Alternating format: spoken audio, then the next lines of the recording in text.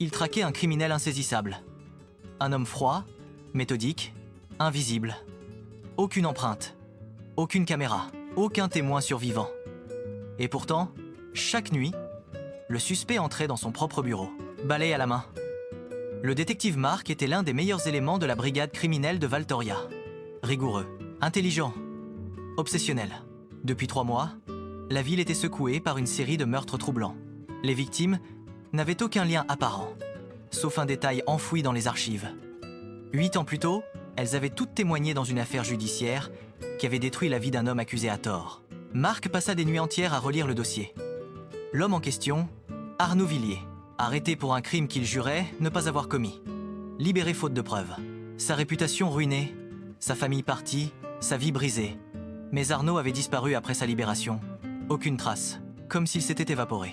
Pendant que Mark traquait un fantôme, un autre homme circulait librement dans le commissariat. Lucien Moreau, agent d'entretien, silencieux, discret, ponctuel. Il arrivait tous les soirs à 22h précises. Il nettoyait les couloirs, vidait les corbeilles, essuyait les bureaux, effaçait les traces. Personne ne lui prêtait attention, surtout pas Mark. Pour lui, Lucien faisait partie du décor, comme les murs ou les néons. Invisible. Un soir, Mark trouva un indice troublant. Sur 2 scènes de crime, les techniciens avaient relevé la même fibre blanche microscopique. Analyse du laboratoire.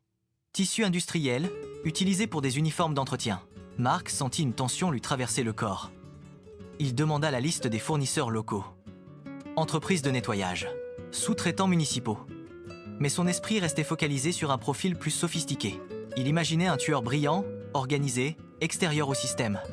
Il ne regardait pas à l'intérieur. Lucien, lui, observait tout. Chaque nuit, il passait derrière le bureau de Mark. Il lisait les notes laissées ouvertes.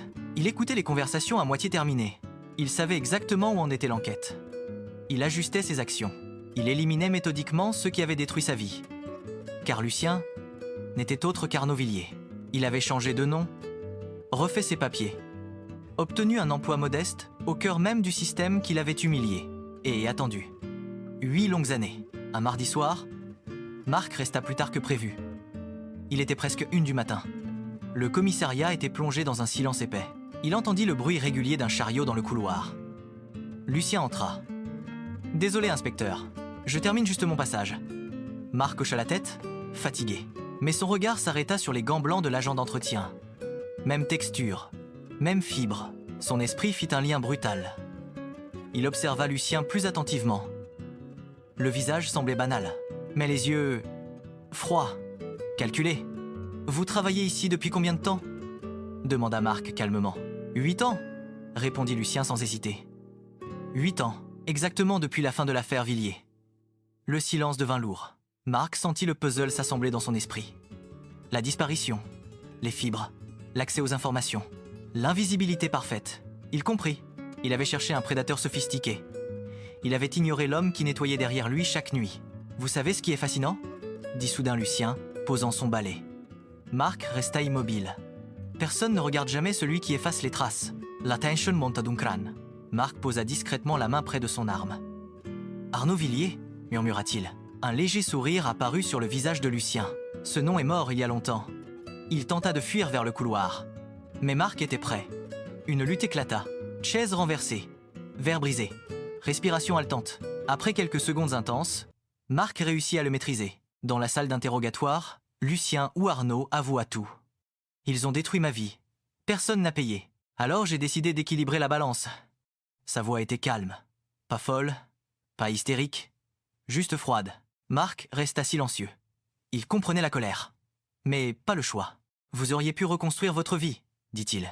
Lucien répondit doucement. « On ne reconstruit pas quand tout le monde vous voit comme un monstre. Alors j'ai choisi de devenir celui qu'ils imaginaient. » L'affaire fit la une des journaux. Le tueur invisible avait été arrêté. Mais Mark, lui, ne se sentait pas victorieux. Il avait compris une leçon brutale. Il avait cherché un ennemi complexe et spectaculaire. Il n'avait pas regardé l'homme banal, celui qui passait chaque nuit derrière lui, celui qu'il n'avait jamais vraiment vu. Le danger ne porte pas toujours un masque effrayant. Il peut être ordinaire, silencieux, invisible. Sous-estimer les personnes banales est parfois la plus grande erreur. Parce que parfois, le coupable ne se cache pas dans l'ombre. Il nettoie les lumières sous vos yeux.